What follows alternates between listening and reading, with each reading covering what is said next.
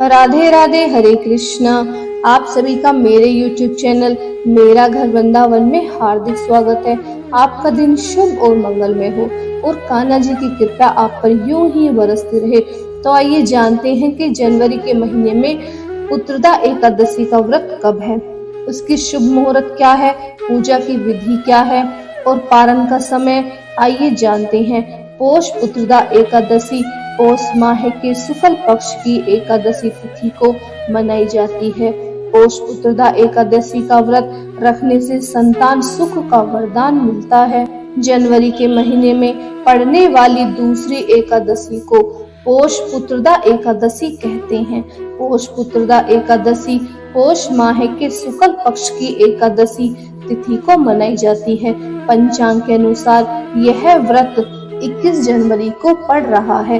रविवार को पूरे विधि विधान से विष्णु भगवान की उपासना की जाएगी।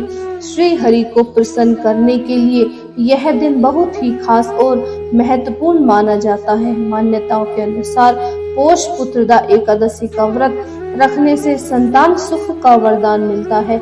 इसीलिए आइए जानते हैं कि पौष पुत्रदा एकादशी की सही तिथि, शुभ मुहूर्त, पूजा की विधि और व्रत का पारण का समय क्या रहेगा। आइए जानते हैं। कब है एकादशी का व्रत। इस साल पौष पुत्रदा एकादशी जनवरी 21, 2024 को मनाई जाएगी। पंचांग के अनुसार 20 जनवरी के दिन 7:26 PM से एकादशी तिथि की शुरुआत हो रही है और 21 जनवरी के दिन 7:26 PM तक रहेगी। आइए जानते हैं मुहूर्त का समय क्या रहेगा।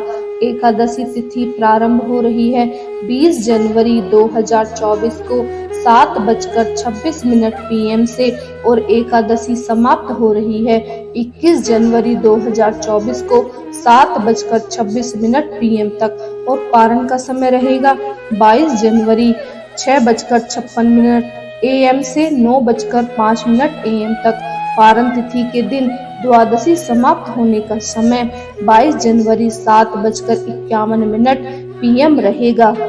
आइए जानते हैं कि पूजा की विधि क्या है। स्नान आदि कर मंदिर को साफ करें। भगवान श्री हरि विष्णु का जल अभिषेक करें। प्रभु का पंचामृत सहित गंगा जल से अभिषेक करें। अब प्रभु को पीले चंदन और पीले पुष्प अर्पित करें। घर के मंदिर में घी का दीपक जलाएं और संभव हो तो व्रत रखें और व्रत लेने का संकल्प करें। पौष पुत्रदा एकादशी का व्रत कथा का पाठ करें। ओम नमो भगवते वासुदेवाय मंत्र का जाप करें। पूरी श्रद्धा के साथ भगवान श्री हरि विष्णु और लक्ष्मी जी की आरती करें, उनकी पूजा करें और प्रभु को तुलसी सहित भोग लगाएं।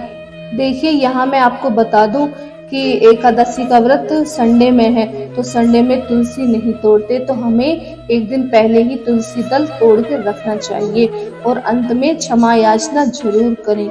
हरे कृष्णा, राधे राधे, ओम नमो भगवते वासुदेवाय नमः। आइए सुनते हैं पुत्रदा एकादशी व्रत की कथा। प्राचीन समय में भद्रावती नगर में सुकेतु मान नाम का एक राजा राज्य करता था। उसकी पत्नी का नाम शेव्या था। सारी सुख सुविधाएं होने के बाद भी राजा संतुष्ट नहीं था, क्योंकि उसके कोई संतान नहीं थी। पुत्रहीन राजा के मन में इस बात की बड़ी चिंता थी कि कहीं उसके बाद उसे और उसके पूर्वजों को कौन पिंडदान करेगा। उसे ये चिंता हर समय सताती रहती थी।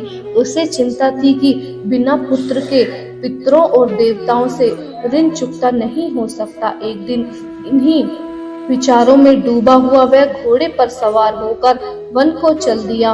वह पानी की तलाश में एक सरोवर के पास पहुंचा, जहां ऋषिगण भी मौजूद थे।